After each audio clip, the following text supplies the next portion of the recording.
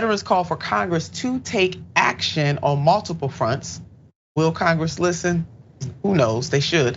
Let's look at this headline. US veterans call for holiday truce, ceasefire, and negotiations to end war in Ukraine. Winter's arrival, and so this is one of our this is Jerry, and he wrote this op-ed, and there are a whole host of veterans and leaders who agree with what he had to say in this op-ed, which appeared in Common Dreams. Winter's arrival in the Northern Hemisphere brings increased concern about the war in Ukraine, now in its 10th month. Concern about the suffering of civilians under siege and the fate of millions of refugees.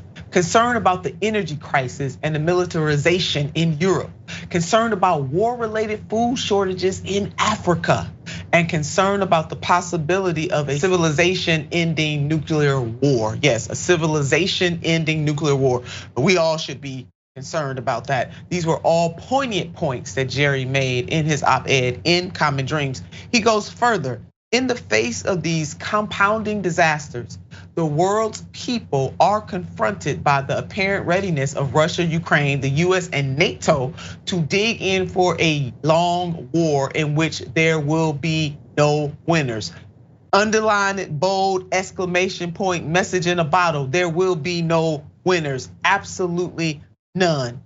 Jerry goes on, Veterans for Peace shares all of these concerns. As far back as 2015, we called for the withdrawal of all NATO forces from Ukraine's borders with Russia. Like many observers, we saw this unnecessary and totally avoidable war coming.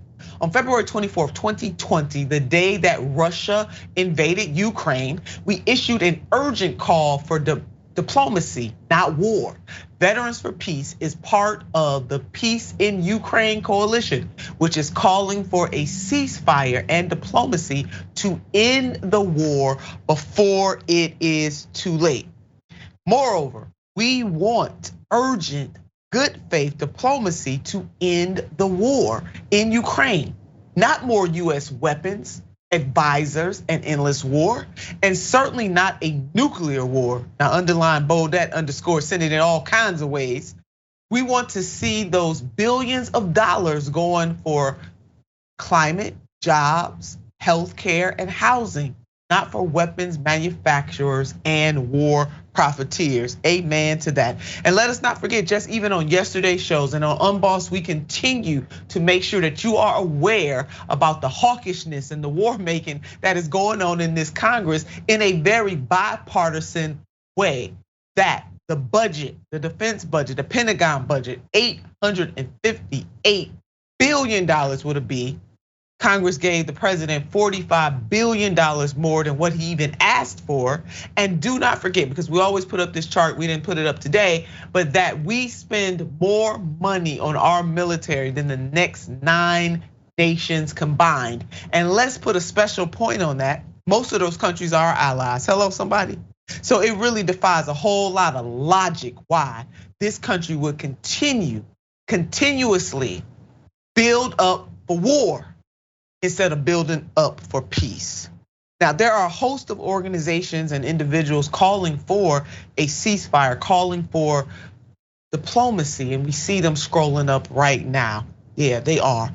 And these veterans are right. There is no value whatsoever in continuing to push for this war, none.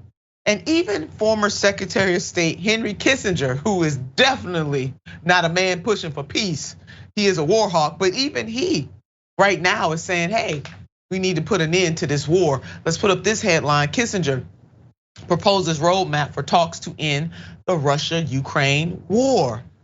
So Ray, I mean, we have a whole host of veterans and other organizations that really push for diplomacy and peaceful means, saying to this Congress and to this president, cut it out. We gotta find a way to peace, because if we don't, no good will come of this. And now you know when you get former Secretary of State Henry Kissinger in on it, that's saying something.